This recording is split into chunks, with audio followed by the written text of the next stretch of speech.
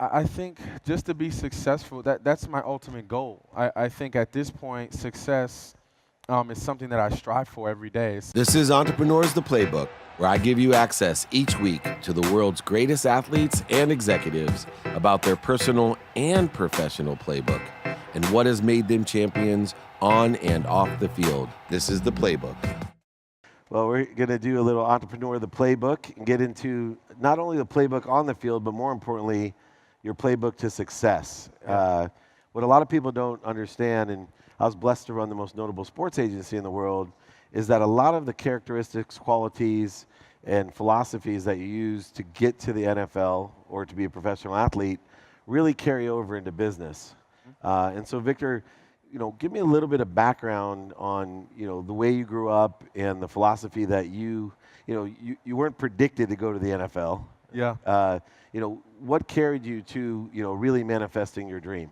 I think the biggest part was growing up in a single parent household with my mom, who drove an hour to and from work every day just to put food on the table. That mindset really encouraged me. I think that mindset of having to work hard and that struggle to come through to the other side, I think that really structured my entire life. It really structured everything I did. Whether it's playing football, I always treated football as if I was the last pick in the draft or not picked at all, which is what I was, and just kept fighting. And even after we won a Super Bowl, I still kept that same mindset. No matter how many bridges I crossed, or no matter how many, things that I overcame in the professional realm, I always knew that hard work through my mom and through the things that I saw growing up really shaped my entire career, really shaped the things that I do. And now, not just with football, but it shaped everything I've done off the field as well as an entrepreneur and doing things throughout my career. It's interesting because I've represented so many great athletes like yourself, and I always say that an athlete suffers two deaths. The one when they quit playing, which is usually earlier than they want, Yep. and then, of course, our natural death. What does it feel like? I know you got injured, Yeah. and you had a nice big contract that was going to carry you further. You worked so hard. You were an underdog. You overachieved. But what does it feel like as you come to the end of your career and you're, powerless, to go on and figure out what am I going to do the rest of my life because you're still a young guy?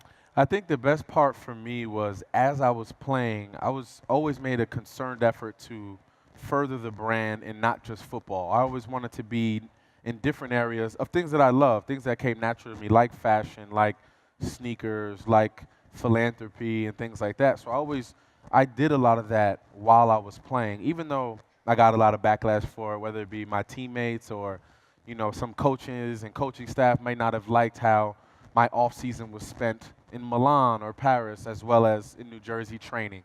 So I made sure that I cemented myself in different realms as I was playing, and I think that's truly benefited me now at post career, post football, because I can do all these things. I can go to Paris and be a part of Fashion Week, and I can come to the Rise Conference and speak to you guys and talk about my journey.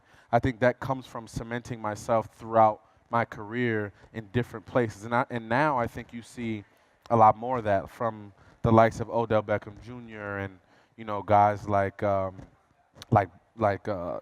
Rodgers that are doing so many different things. And I think it helps to cement yourself while you're playing, so the changeover when you're done is that much smoother. It's easy for a guy like Aaron Rodgers or even ODB to find their own frequency. Mhm. And you were someone that, wasn't even drafted, like my business partner, Warren Moon. How do you really find your own frequency? How do you have the confidence with all the naysayers from the time you were in college to the time you weren't drafted? Where do you find that frequency and confidence to move forward? Because I think it's very similar to an entrepreneur who basically every day is told no. Yeah, I think that confidence just came from overcoming. Every obstacle that I overcame, I was just like, man, that built more confidence. Like, if I can overcome this, I can do anything. So that confidence came from overcoming different obstacles, getting through certain boundaries, or getting knocked down and then getting up and fighting back through. So all those things kind of help kind of find my frequency, as you call it. And then throughout that, you got to have fun, right? And that's where the salsa dance came and things like that. So I wanted that confidence I wanted everyone to see that confidence and everyone to see how much fun I was having and how confident I am while I was playing the game, as well as when I'm not playing the game off the field. So it's important to have fun, but as you have your salsa dance with you were known for, and it just got amplified through the Super Bowl. As a marketer myself, a sports marketer, I look for things that really show a personality that can transcend the game. Not necessarily all the greatest players get all the dollars off the field. When you're doing something that's authentic, compared to, take T.O., who I'm not a huge fan of, especially now that he's not showing up to the Hall of Fame, Yeah. who it seemed like it was manufactured, right? When you're carrying a Sharpie during the game compared to exhilarating and displaying your own natural frequency, Yeah. that frequency or that authenticity can be branded and monetized. Tell me how you carry that over into the business world now, showing your own frequency, your own brand, and how that carries over to monetize it into business. I think it's exactly that. I think it's because of what I've done on the field that helps that changeover. Brands want to know why I did this also. They want to have that energy in their corporation and in their business, and they want to have that energy shown to the masses that helps them and helps myself and benefits everyone. So I think that's the biggest key in terms of why I was kind of doing the things that came organically to me. I'm half Puerto Rican. So dancing and salsa in the end zone was things that I did growing up. It wasn't something that was manufactured. And I think when it's not manufactured, it's easy to see. It's easy to kind of see it. It's easy to say, oh, that's, it's fun, it's cool, but it's not as authentic as, Victor Cruz doing that salsa dance because he's Puerto Rican. He grew up in a Spanish household. He's in New York City, which helps the brand even more, obviously. So those things that anything I've ever done, I always wanted it to be organic. I always wanted people to see me and be like, he's done things his way, and it's organic, and it's real, and I can approach him and say, I can attest to the things that you're doing because they look very, very real and organic, and that's what I connect to. And that's always what I've, thought of when I was out there doing whatever I was doing. Well, growing up as an underdog, through the NFL as an underdog, winning the Super Bowl, I believe every entrepreneur is an underdog, right? There's so much fear, so much rejection, so much unknown. What piece of advice would you give to an entrepreneur as an underdog to either overcome the fear or to manifest what they desire? I think the first thing I would say is just keep fighting. I mean, there's going to be doors that close in your face. There's going to be opportunities that may not come to fruition the way you want them to, but you're here for a reason. You have this. You call yourself an entrepreneur for a reason, so you want to continue to break through those barriers, same barriers you've probably been breaking through your entire life.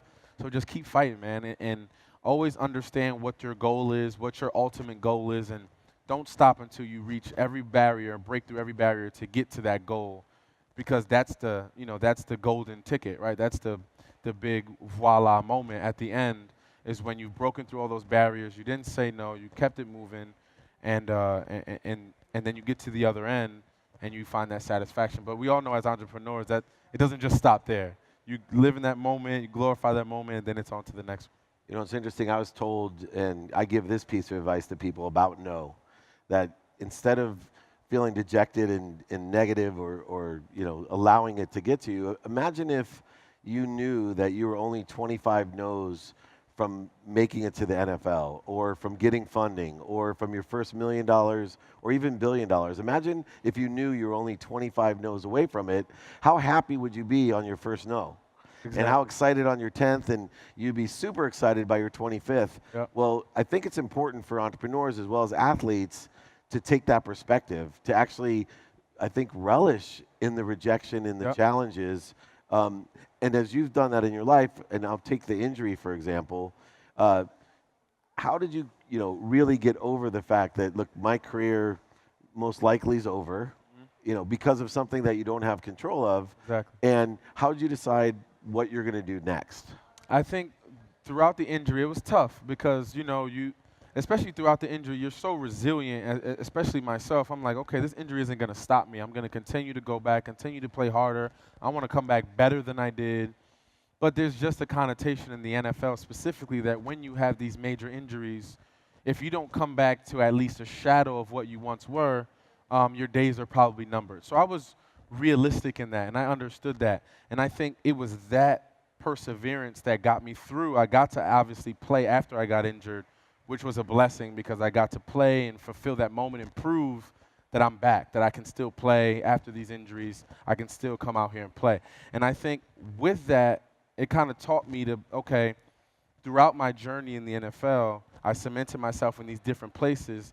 Now it's time to rise that up to the top and understand what those things are as an entrepreneur and then build on it. And then after post-career, build on the fashion space, build on the philanthropy space, build on the different things that I want to do in life and kind of, now that football is kind of set to the side, you bring those up to the forefront and you apply that same diligence and discipline to that part of it, being that football is kind of on the back burner. Being an underdog, and you had a lot of great mentors and people that believed in you, and I know you're close to your mom like I am, having a single mom. Yep. But it's a little different in business, especially if you're a world-famous athlete. I find that the biggest difficulty that a lot of entrepreneurial athletes have is that they carry their ego over from being one of the world's greatest at something and being a neophyte or new at it, and they're really most in need. I do a lot of business coaching now, Yep. more than agentry with athletes, Yep. because I think they feel more comfortable with me being humble and saying, hey, I don't know what that means even, Yep. let alone can you help me? Do you have any mentors for business that you're utilizing now? I do. I have multiple. One is my podcast mate, Paul Rivera. He's one of them. And then kind of both of our mentors, I would say, is Maverick Carter. I think he's just someone that, I'm fortunate enough to pick up the phone and call, and I've done some business with him already. And it's just, he's just a good person to have on your side and in your corner, and just to pick his brain and pick, and pick on some of the things that he's doing and learn from him. But I think the biggest thing is humility. I think you spoke on it as an athlete, you're always, the ego, and you're always used to being the guy, but you have to humble yourself and understand this isn't a world that I'm familiar with. This isn't a world that I'm adept at, so I need to ask questions. I need to call people. I need to use my resources as an athlete, right? And call on people that you normally probably wouldn't call on and learn from them and humble yourself to learn and be an open book, because it's only going to help you in the long run. It's only going to benefit you and what you want to do in the long run. Money is an interesting thing too with athletes, because everyone, it's been my experience, feels that an athlete is worth more than they really are. They don't understand about life, taxes, and how much is guaranteed in your contracts. They read the newspaper and see $45.9 million and they think there's a Brinks truck pulling up to your house with all 46 all day million, right? long. Well, I think it's an extra challenge as an athletic entrepreneur to answer the question that most entrepreneurs have to answer: why aren't you using your own money? How do you answer that question when you're raising money for different opportunities that you have? How do you answer that, hey, I don't use all my own money? I mean, obviously you do put in some of yours. Yeah. But what do you think is a good answer to that question? I think the good answer to that is understanding that you're going to need help. You're going to have to pull in other people and other resources to benefit your brand and what you want to do. Especially with my foundation, I've reached out to the Boys and Girls Club. I reached out to different, STEM education programmers, and I need them to make what I want to do bigger. I want STEM to be one of the biggest things that ever happened to my kids in Paterson, New Jersey, at the Boys and Girls Club. But I need the Boys and Girls Club to fulfill these programs for these kids, and they get a full cycle of kids every year. Some kids go out and graduate onto high school, and we get a new crop in. So with that cycle, I need the Boys and Girls Club to, work with me and understand what I'm trying to get through and show them my vision so they can implement that to all these kids. So I know that I have to use some of my money. Obviously, I got to have some stake in the game, but without using my resources like the Boys and Girls Club, none of this would be possible. Yeah, it's interesting because the Victor Cruz Foundation is one of hundreds of foundations that athletes have. You and I share a philanthropic attitude. I wake up every morning and pray to God for 10 people that I can help, and I know you share that type of leadership with me. Yeah. How important is it to you, comparatively? What motivates you to be successful? Is it for this personal gain, or do you have a bigger picture for yourself? I think just to be successful, that's my ultimate goal. I think at this point, success is something that I strive for every day. It's something that, and success doesn't just mean monetarily having X amount of dollars by the time I die. I think it's more so having success every day. Did I affect someone every day? Did I improve my brand today? Did I improve someone else's life today?